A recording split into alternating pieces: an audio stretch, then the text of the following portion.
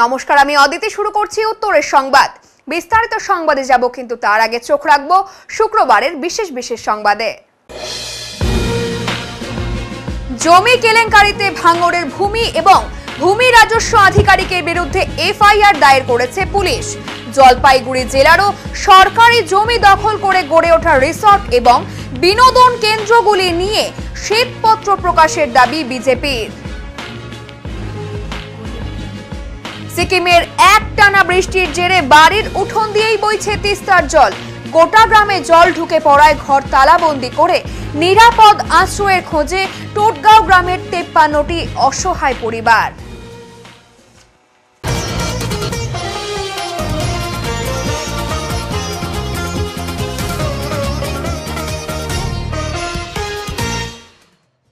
ভয়াবহ দুর্ঘটনা জলপাইগুড়িতে।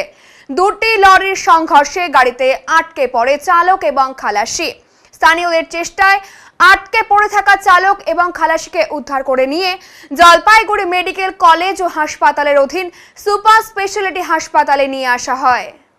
খবর পেয়ে ঘটনাস্থলে পুলিশ এবং দমকল বাহিনী। যান চলাচল বন্ধ শিলিগুড়ি ময়নাগুড়ি জাতীয় সড়ক জলপাইগুড়ি তিস্তা সেতু সংলগ্ন পাহাড়পুর বালাপাড়া এলাকায়। ঘটনায় চাঞ্চল্য ছড়িয়েছে।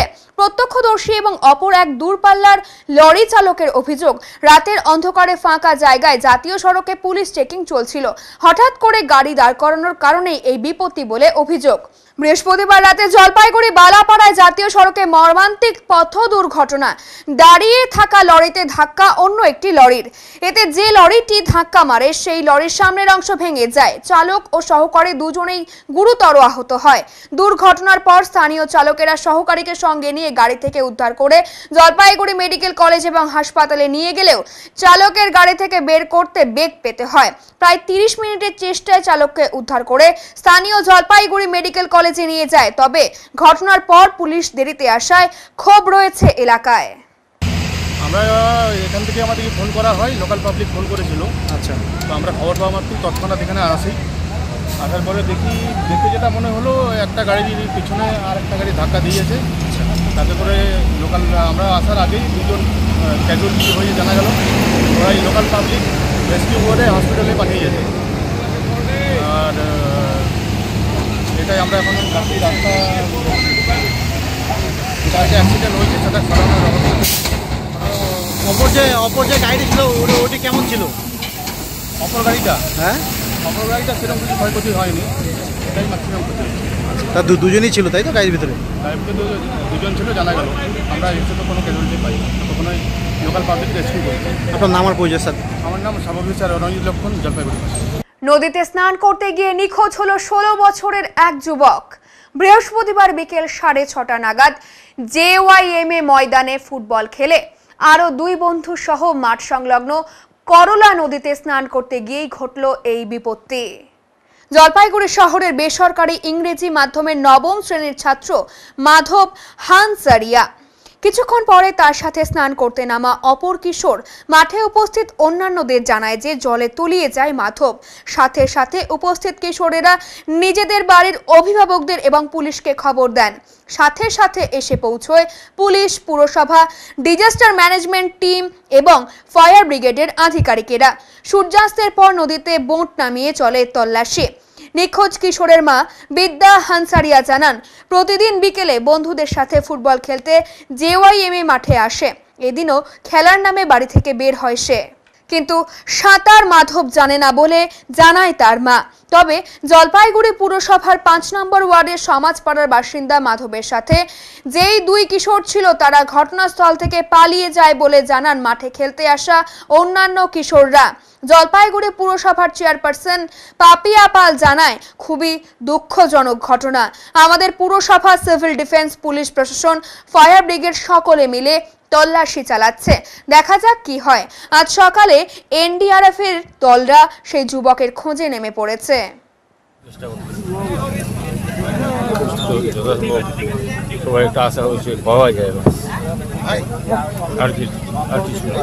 খেলাধুলা করতে আসতো। হ্যাঁ, কোথায়? এটা কি প্রত্যেক দিনই আসতো? কি প্রায় আসতো, খেলাধুলা করতে বেশি ভালোবাসতো। আচ্ছা ঠিক আছে কাকা থাক না, কাকা থাকছে, আপনি চলুন। আপনার কি হয়? আমার ব্যস্ত ছিল আমার না মানে কি বলে ওটাকে আমরা কথা বলি চলুন এই যে দাদা। তো বলছেন ও কোন স্কুলে পড়তো? হরিচাই আচ্ছা, বয়স কত? বয়স 14 বছর কি নাম ওর? মাধব আগরওয়াল মাধব আনসারিয়া মাধব আনসারিয়া আনসারি রয়েছে। দেখুন, আমরা একটা খবর পেয়েছি যে ওই সন্ধ্যাবেলার সময় 3 জন ছোট ছেলে তারা করলা নদীতে স্নান করতে নেমে তাদের মধ্যে একজন ভেসে যায়। সঙ্গে সঙ্গে আমরা Jalpaiguri municipality disaster management unit, Jalpaiguri civil defence, স্থানীয় সমস্ত মানুষ এবং জলপাইগুড়ি পুলিশ অ্যাডমিনিস্ট্রেশন ঝাঁপিয়ে পড়ে। আমাদের সার্চ অ্যান্ড রেস্কিউ অপারেশন চলছে। আমরা নদীর বুকে কান্ট্রি বোট নিয়েও চেষ্টা করেছি, এখন আমরা স্পিড বোট নামাচ্ছি। আমরা দেখি যে ছেলেটির দেহকে উদ্ধার করা যায়। কিভাবে হলো ঘটনা? আমার মনে হয় জলে স্নান করতে নেমে এই সময় তো জানেন যে বর্ষাকালে তো আমরা বারবার করে একটা বার্তা দিই যে আমাদের কয়লা নদী বলুন, তিস্তা নদী বলুন বা পাহাড় সংলগ্ন যে নদীগুলো আছে আচমকা সেখানে ফ্ল্যাশ ফ্লাড হয়। এইসব জায়গায় বর্ষাকালে সবাইকে বলি আমরা যে এখানে কেউ নামবে না নদী, তা সত্ত্বেও কেউ শোনে না। ন্যাচারালি একটা বিপদ তো ঘটে গেল। এখন আপনার খোঁজ চালাচ্ছেন? আমরা search and rescue operation operate করছি।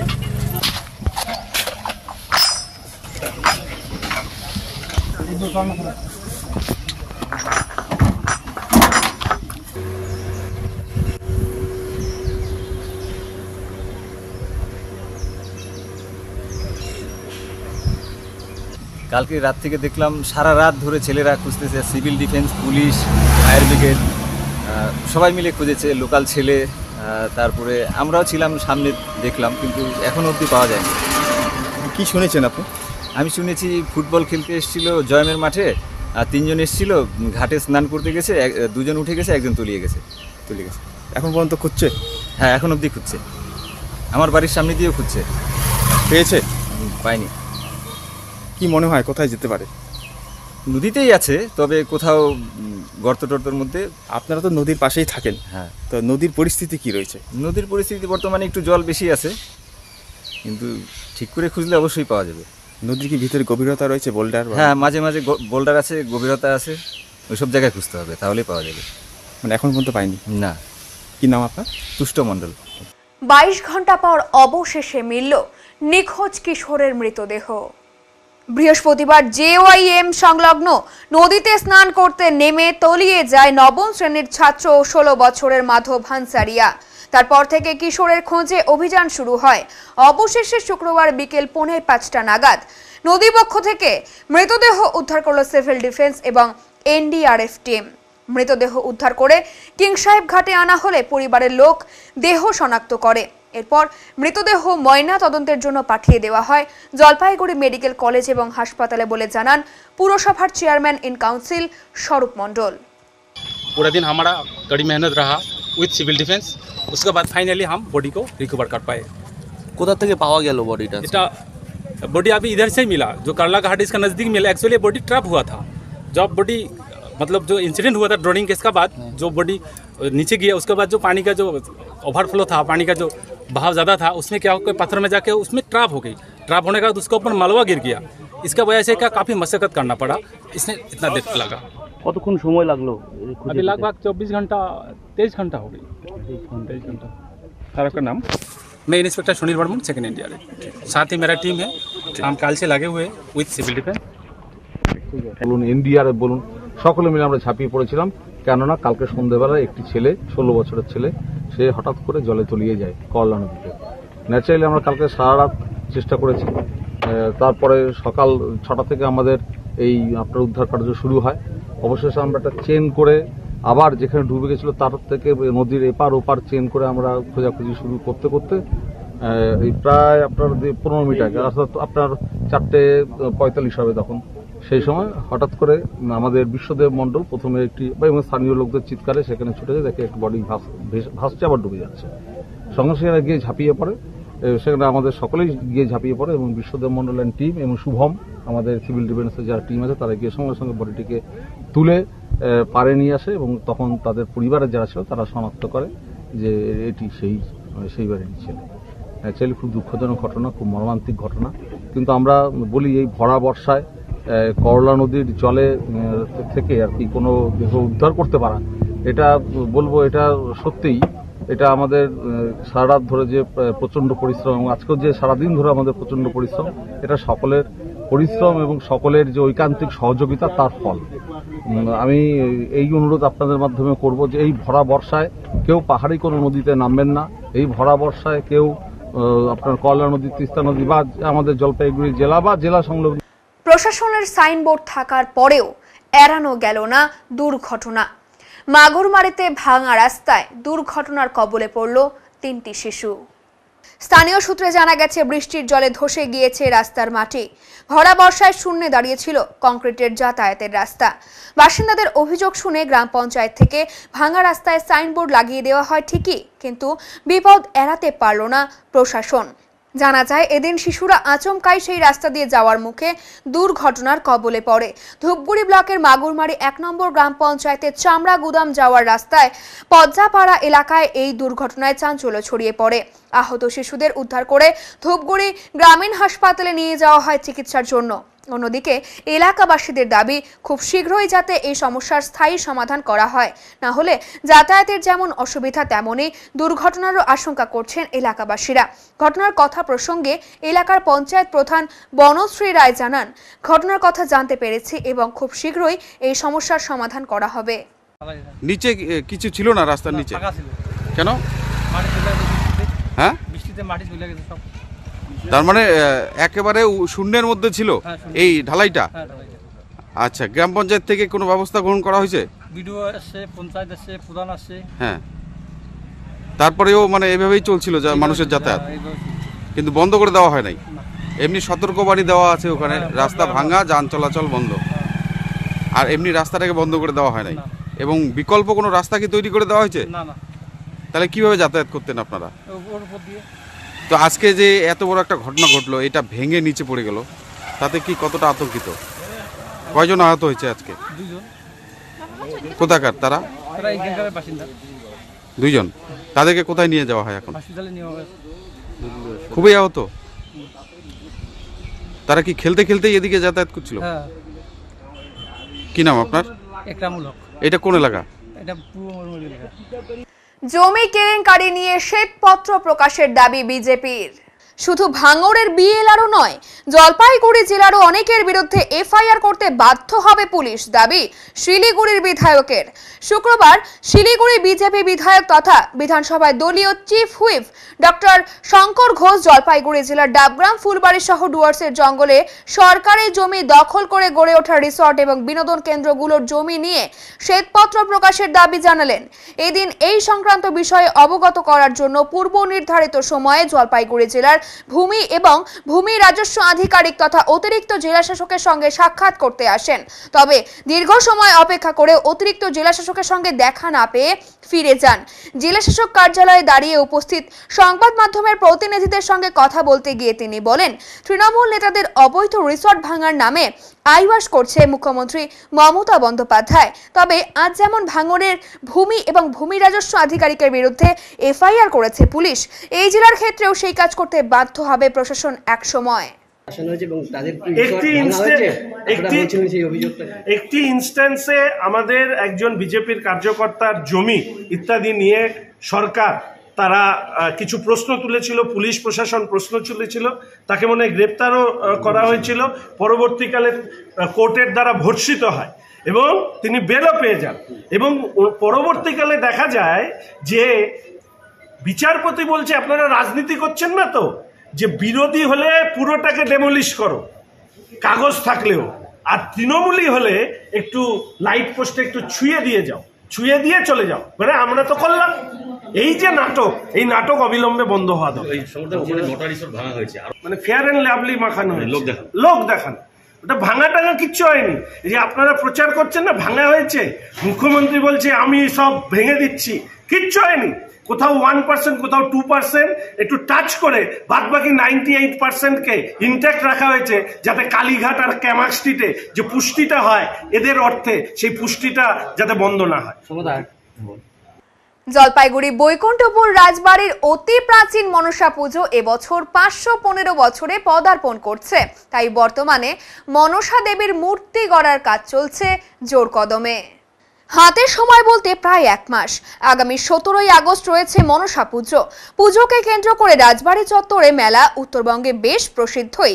এবছরও পুজোর দিন থেকে মেলা চলবে 22শে আগস্ট পর্যন্ত। 17 থেকে 19 তারিখ পর্যন্ত চলবে পুজো। পুজোর দিনগুলিতে এখানে বিশ্বহরি গান একটি বহু প্রাচীন ঐতিহ্য। উত্তরবঙ্গের বিভিন্ন প্রান্ত থেকেই এখানে বিশ্বহরি গানের দল সামিল হন। প্রাচীন এবং ঐতিহ্যবাহী এই মেলায় এই রাজ্যের পাশাপাশি বিহার, আসাম থেকেও দোকান নিয়ে বহু মানুষ হাজির হন। রাজপুরোহিত শিবু ঘোষাল জানালেন, প্রাচীন পরম্পরা মেনেই এখানে দীর্ঘকাল থেকে মনসা পুজো অনুষ্ঠিত হয়ে আসছে। সেই অনুযায়ী ইতিমধ্যেই প্রস্তুতিও শুরু হয়ে গিয়েছে। মা মনসা দেবী এখানে সপরিবারে পূজিত হন। রাজপরিবারের সদস্যরা কলকাতায় গিয়েছেন মায়ের শাড়ি সহ অন্যান্য সামগ্রী আনতে। রথযাত্রার দিন কাঠাম পুজো দিয়ে মূর্তি গড়ার সার্বিক প্রস্তুতি শুরু হয়েছে এখানে। পুজোয় অংশগ্রহণ এবং মায়ের আশীর্বাদ নেওয়ার পাশাপাশি মেলায় উপস্থিত হতে আহ্বান সকলকে করছি বলে তিনি জানান। রাজবাড়ির মনসা পুজো অতি প্রাচীন পুজো, এবছর 515 বছর। এই পুজো হচ্ছে আমাদের রথযাত্রার দিন হচ্ছে মায়ের পুজো, কাঠাম পুজো দিয়ে শুরু হয়েছে পুজোর কাজ। এখন মাটি এবং পোয়ালের কাজ শুরু হয়ে গেছে এবং হচ্ছে আমাদের এই পুজো হচ্ছে শ্রাবণ সংক্রান্তি, অর্থাৎ হচ্ছে ইংরাজি 17 থেকে 17, 18, 19 3 দিন পুজো চলবে এবং 17 থেকে 22 তারিখ অবধি এই পুজোকে কেন্দ্র করে এখানে মেলা এবং বিশ্বহরি গান হবে। জলপাইগুড়ি অতি প্রাচীন পুজো এবং জলপাইগুড়ির মানে এই মনসা পুজো উপলক্ষে যে মেলা বসে, এটা হচ্ছে আমাদের পশ্চিমবঙ্গে তথা উত্তরবঙ্গের প্রাচীন মেলা। এই মেলা হচ্ছে দূর দূরান্ত থেকে, যেমন হচ্ছে আমাদের উত্তরবঙ্গ, পার্শ্ববর্তী হচ্ছে বিহার, অন্য রাজ্যের থেকে যেমন আসাম, নবদ্বীপ থেকে বহু দোকানদাররা এখানে মেলার সামগ্রী নিয়ে মেলা আসেন এবং এই মেলা নাগরদোলনা ফোলনা সবই থাকেন। এবং এই মেলায় বিশেষত্ব হচ্ছে বিশ্বহরি গান। মেলার পুজোর কয়দিন হচ্ছে এখানে রাজারহাট, ময়নাগুড়ি, পাহাড়পুর, হলদিবাড়ি তথা বিভিন্ন জায়গার থেকে বিশ্বহরি গানের দল এসে এখানে গান করেন। মা মনসা দেবী হচ্ছে সপরিবারে থাকেন, যেমন মনসা দেবী থাকেন তেমন তার দিদি থাকেন নেতি এবং জরৎকারমণি এখানে থাকেন। মনসা দেবীর অষ্টনাগ, অনন্ত, বাসুকী, পদ্মা, মহাপদ্মা, কুলির, কর্কট, শঙ্খ, ইষ্টনাগ এদেরও হচ্ছে মূর্তি থাকেন এবং থাকেন জরৎকারমণি, বেহুলা, লক্ষ্মীন্দার, গদাগদনির মূর্তি থাকেন। শুরু হয়ে গেছে। রাজপরিবারের লোকেরা বাজার করতে কলকাতায় চলে গেছেন মায়ের শাড়ি এবং অন্যান্য সামগ্রী আনতে এবং পুজোর যে আমাদের পালের যে কাজ সেটা রথযাত্রার থেকে শুরু হয়েছে। সাধারণ মানুষের উদ্দেশ্যে কি বার্তা দেবেন? এটা হচ্ছে অতি প্রাচীন পুজো, জলপাইগুড়ি রাজবাড়ির। এখানে ভক্তরা বহু দূর দূর থেকে এসে পুজো দেন। এবারও সবাইকে বলছি মায়ের রাজবাড়ির পুজোয় আসুন এবং মেলা দেখুন, মায়ের আশীর্বাদ নিয়ে যান। এটাই জলপাইগুড়ির বাসী তথা বিভিন্ন লোককে আমরা এটাই মায়ের কাছে কামনা করছি। সবাই সুস্থ থাকুক, ভালো থাকুক। এটাই। আপনার নাম আর পরিচয়? আমার হচ্ছে জলপাইগুড়ি রাজবাড়ির পুরোহিত, আমার নাম শিবু ঘোষাল। এখন নিয়ে নিচ্ছি ছোট্ট একটি বিরতি, ফিরে আসছি আরো খবর নিয়ে, সঙ্গে থাকুন। সব সময় সব দিকের সব খবর পেতে সাবস্ক্রাইব করুন, বেল আইকনটি প্রেস করে আপডেট থাকুন।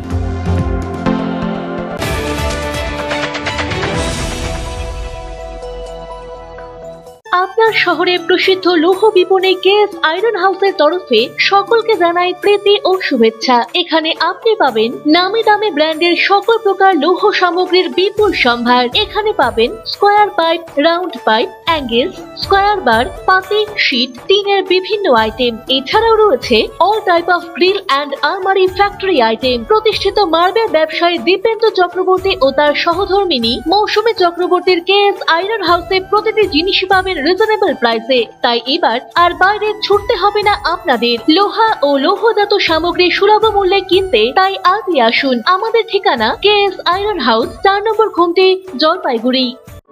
ক্লাস 12 এর পর আপনি কি আপনার ক্যারিয়ার অপশন সম্পর্কে অনিশ্চিত? কলেজে ভর্তির বিষয়ে বিভ্রান্ত? আমরা ভারতবর্ষ এবং তার বাইরের কলেজগুলিতে অ্যাডমিশন অ্যাসিস্ট্যান্ট দিয়ে থাকি, তাও আবার সম্পূর্ণ বিনামূল্যে। তাই দেরি না করে অতি সত্বর যোগাযোগ করুন জলপাইগুড়ির একমাত্র ক্যারিয়ার কাউন্সিলিং সেন্টার ড্রিমস এডটেকের সাথে। আমাদের অভিজ্ঞ কাউন্সিলররা নিশ্চিত করবেন আপনি যেন সঠিক সময়ে সঠিক স্ট্রিম এবং সঠিক কলেজটি বেছে নিতে পারেন। আমাদের অন্যান্য পরিষেবাগুলি হলো ক্যারিয়ার কাউন্সিলিং, প্যারেন্টিং কাউন্সিলিং ও ইন্ডিভিজুয়াল কাউন্সিলিং। তাই আপনার সফলতার পথকে সুগম করে তুলুন আমাদের হাত ধরে।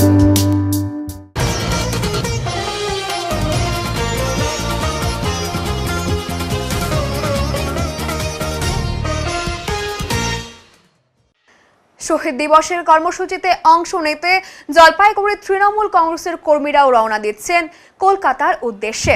এবং জলপাইগুড়ি ছাড়াও বিভিন্ন জায়গা থেকে কর্মীরা এখন ব্যস্ত কর্মসূচিতে অংশগ্রহণ করতে। এদিকে শহীদ দিবসকে সাফল্যমণ্ডিত করতে শুক্রবার তিস্তা তোরসা এক্সপ্রেসে তৃণমূলের নেতা কর্মীদের দলে দলে রওনা দেওয়ার চিত্র উঠে এলো। এই চিত্র জলপাইগুড়ি রোড স্টেশনের। দলে দলে কর্মীদের এদিন ট্রেনে করে গন্তব্যের উদ্দেশ্যে রওনা দিতে দেখা গিয়েছে। ময়নাগুড়ি ব্লকের রামশাহী এলাকার তৃণমূল কর্মীরাও এই ট্রেনেই রওনা দিয়েছেন। ওই এলাকার তৃণমূল কর্মী দ্বিজেন্দ্রনাথ রায় বলেন, 21শে জুলাই কলকাতার ধর্মতলায় শহীদ দিবস। সেই শহীদ দিবসকে সভায় সাফল্যমণ্ডিত করে তোলার জন্য আমরা রামশাহী থেকে 30 জন তৃণমূল কর্মী রওনা দিয়েছি। এছাড়াও বিভিন্ন প্রান্ত থেকে দলীয় কর্মীরা ধর্মতলার উদ্দেশ্যে রওনা দিয়েছেন বলে তিনি জানান। কলকাতার ধর্মতলায় যাচ্ছি 21শে জুলাই মানে প্রোগ্রামে শহীদ স্মরণে প্রোগ্রামে আমরা 21শে জুলাই কলকাতার ধর্মতলায় যাচ্ছি। কোথা থেকে যাচ্ছেন আর কতজন যাচ্ছেন? আমার হচ্ছে ময়নাগুড়ি ব্লক রামশাহী অঞ্চল থেকে আমরা 30 জন যাচ্ছি। কি নাম আপনার? দ্বিজেন্দ্রনাথ অধিকারী। মালব্লকের টোটগাঁও গ্রামের ভেতর দিয়েই এখন বইছে তিস্তার জল। কথায় আছে, নদীর পাড়ে বাস চিন্তা 12 মাস। ঠিক তেমনই টোটগাঁও গ্রামের বাসিন্দাদের এখন করুণ অবস্থা। গোটা গ্রামে তিস্তার জল ঢুকে পড়েছে। আতঙ্কে ঘর ছেড়ে নিরাপদ জায়গায় খুঁজে পালাতে শুরু করেছেন গ্রামবাসীরা। ঘর শুধুমাত্র পড়ে রয়েছে তালাবন্দি অবস্থায়। বাড়ির উঠোন রাস্তা দিয়ে বইছে তিস্তার জলের স্রোত। তিস্তা নদীর জলে প্লাবিত মালবাজারের টোটগাঁও গ্রাম। সিকিম পাহাড়ে একটানা বৃষ্টির জেরে তিস্তা নদীর জল উপচে গ্রামে ঢুকে পড়ে। জলবন্দী নদীর পার্শ্ববর্তী এলাকায় প্রায় 53টির বেশি পরিবার। সিকিম পাহাড়ে একটানা বৃষ্টির জেরে তিস্তা নদীর জল উপচে গ্রামে ঢুকে পড়েছে। কোথাও 1 হাঁটু জল তো কোথাও 1 কোমর জল। গতকাল পর্যন্ত যে সমস্ত জায়গায় চাষের জমি ছিল, আজ সেখানে 1 কোমর জল বইছে। ক্ষেতের ওপরে পড়ে গিয়েছে পলি। দিশেহারা এলাকার মানুষেরা। এখানকার মানুষের মূল জীবিকা কৃষিকাজ। গ্রামের বাসিন্দা ভীম প্রতাপ শর্মা বলেন, গ্রামের অবস্থা খুবই খারাপ। 53টি বাড়ি জলমগ্ন হয়ে পড়েছে। 1 কোমর জল বাড়ির ভেতরে। জলের স্রোত যাচ্ছে বাড়ির উঠোন দিয়ে। এলাকায় জলের ট্যাঙ্কও গতকাল তিস্তার জলে ভেসে এসেছে। গ্রামের বাসিন্দারা ভয়ে পাশে স্কুলে আশ্রয় নিয়েছেন। গ্রাম পঞ্চায়েতের পক্ষ থেকে বানভাসীদের খাবারের ব্যবস্থা করেছে। সবার একটাই বক্তব্য, বর্ষা শেষ হলেই যাতে বাঁধের ব্যবস্থা করে প্রশাসন। 1 কোমর জল ডেঙিয়ে মাথার শেষ সম্বলটুকু তুলে নিরাপদ জায়গায় নিয়ে যাচ্ছে গ্রামের মানুষ।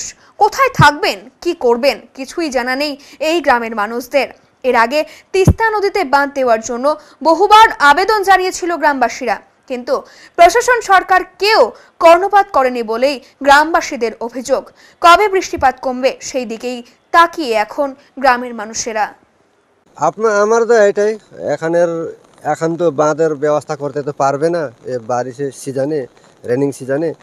পরে একটা বাঁধের ব্যবস্থা করে দেন। এখন যতগুলা এখানে দাঁড়াই আছে ওনারকে মানে খাওয়া দাওয়ার জন্য একটু ব্যবস্থা করে দেন প্রশাসন পক্ষ থেকে।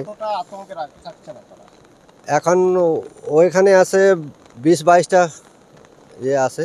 আপনারা কতটা আতঙ্কের মধ্যে আছেন? আমাদের তো অনেক আছে আতঙ্কের মধ্যে। তো এখন 250টা বাড়ি আছে আমাদের। সবাইকে একদম মনে ভয় আছে, কিভাবে করতে হবে, মেন্টাল মতন হয়ে গেছে এখন।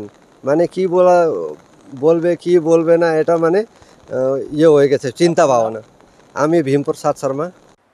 ডুয়ার্সের নেওড়া নদীর চা বাগানে বন দপ্তরের পেতে রাখা খাঁচায় আটক হলো একটি চিতাবাঘ। ঘটনায় ওই এলাকায় চাঞ্চল্য ছড়িয়ে পড়েছে। জানা গিয়েছে বেশ কিছুদিন ধরে এই চা বাগানে চিতাবাঘের আতঙ্ক ছড়িয়েছিল। গতকাল এই নেওড়া নদীর চা বাগানের 3 এবং 1 নম্বর সেকশনের মাঝখানে ছাগলের টোপ দিয়ে খাঁচা পেতে রেখেছিল বন দপ্তর। শুক্রবার সকালে সেই খাঁচা বন্দী হলো চিতাবাঘ। উল্লেখ্য, এই চিতাবাঘটি বেশ কিছুদিন ধরে উৎপাত করে বেড়াচ্ছিল। সন্ধে নেমে এলেই শ্রমিক লাইনে ঢুকে হাঁস, মুরগি, ছাগল তুলে নিয়ে যেত। এমনকি চা বাগানে কাজ করতে আসা শ্রমিকদেরও তারা করত। এরপরে ওই চা বাগানের ছাগলের টোপ দিয়ে খাঁচা পেতে রাখে বনকর্মীরা। এদিন খাঁচা বন্দী চিতাবাঘটি উদ্ধার করে নিয়ে যায় মাল স্কোয়াডের বনকর্মীরা। খাঁচা পেতে রাখার 12 ঘন্টার মধ্যেই চিতাবাঘটি ধরা পড়ায় স্বস্তি পেল নেওড়া নদীর চা বাগানের বাসিন্দারা। মরশুমের এই সময় কদর বেড়েছে আনারসের। বৃষ্টি হলে ঠিক আছে, না হলে গরমে হাঁসফাঁস অবস্থা জলপাইগুড়িবাসীর।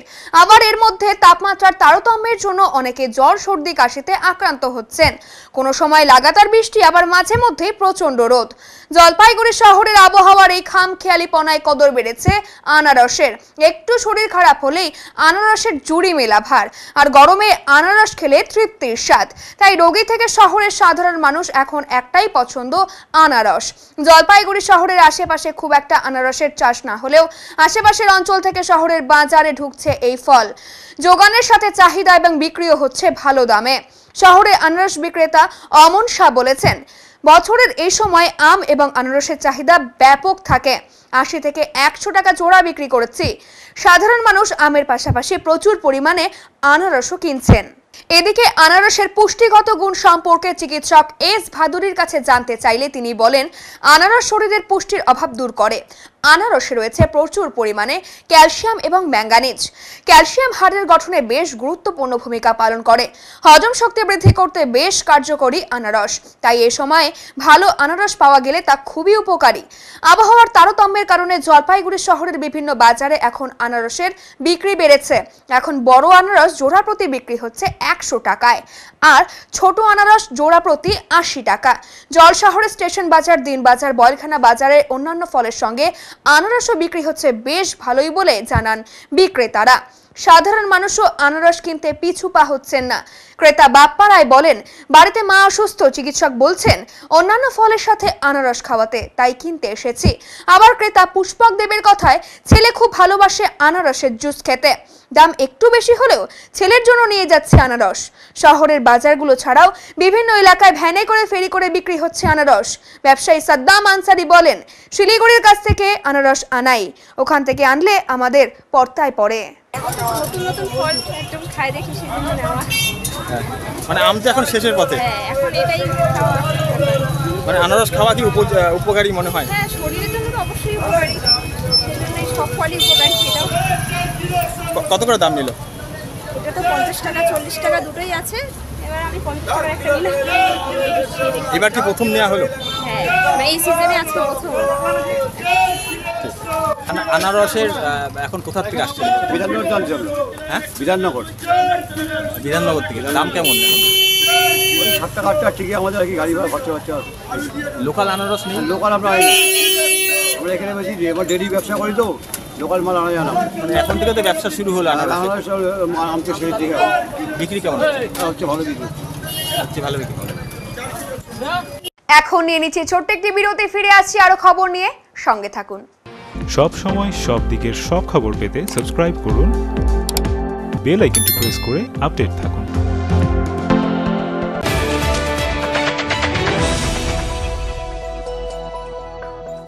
প্রিয় শহরবাসী, জলপাইগুড়িতে খুলে গিয়েছে ঝুলান্সের মতো প্ল্যাটফর্ম, যেখানে একই সাথে ছেলে মেয়ের স্কিন হেয়ার চেক করার পর বেসিক টু প্রিমিয়াম সার্ভিস প্রোভাইডের সাথে বিউটিশিয়ান এবং ব্রাইডাল মাস্টার ক্লাসের ট্রেনিংও করানো হয়। এছাড়াও মেম্বারশিপের সুবিধা আছে। ঝুলান্সে মৌল এবং ট্যান রিমুভাল ট্রিটমেন্ট এবং ইয়ারলোব রিপেয়ার ট্রিটমেন্টও করা হয়। তাই আর দেরি কেন, নিজেকে সুন্দর করে তুলতে আজই আসুন ঝুলান্স মেকওভার, জলপাইগুড়ি উকিলপাড়া মোড়, নারায়ণ কমপ্লেক্স, ডমিনোজের ওপর তলায়। যোগাযোগের নাম্বার 7908472017।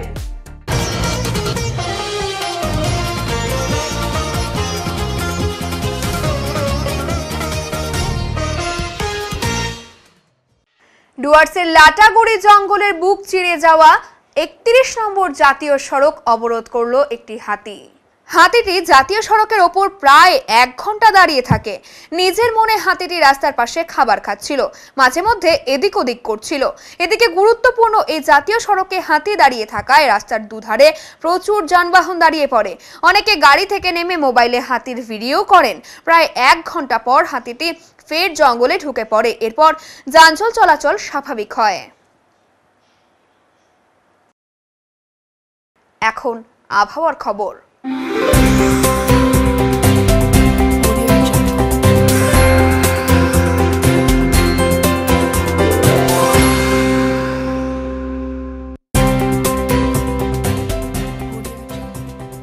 কেন্দ্রীয় আবহাওয়া দপ্তরের দপ্তরের জলপাইগুড়ি কেন্দ্র থেকে পাওয়া তথ্য অনুযায়ী শুক্রবার দিনের সর্বোচ্চ তাপমাত্রা ছিল 37 ডিগ্রি সেলসিয়াস এবং সর্বনিম্ন তাপমাত্রা ছিল 27.9 ডিগ্রি সেলসিয়াস। গত 24 ঘন্টায় সামান্য পরিমাণে বৃষ্টিপাত হয়েছে। শেষ করবার আগে আজকের বিশেষ সংবাদ আরো একবার। জমি কেলেঙ্কারিতে ভাঙড়ের ভূমি এবং ভূমি রাজস্ব আধিকারিকের বিরুদ্ধে এফআইআর দায়ের করেছে পুলিশ। জলপাইগুড়ি জেলারও সরকারি জমি দখল করে গড়ে ওঠা রিসর্ট এবং বিনোদন কেন্দ্রগুলি নিয়ে শ্বেতপত্র প্রকাশের দাবি বিজেপির। সিকিমের একটানা বৃষ্টির জেরে বাড়ির উঠোন দিয়েই বইছে তিস্তার জল। গোটা গ্রামে জল ঢুকে পড়ায় ঘর তালাবন্দি করে নিরাপদ আশ্রয়ের খোঁজে টোটগাঁও গ্রামের 53টি অসহায় পরিবার। উত্তরের মন পরিবেশিত উত্তরের সংবাদ এখনকার মতো এ পর্যন্তই। নমস্কার।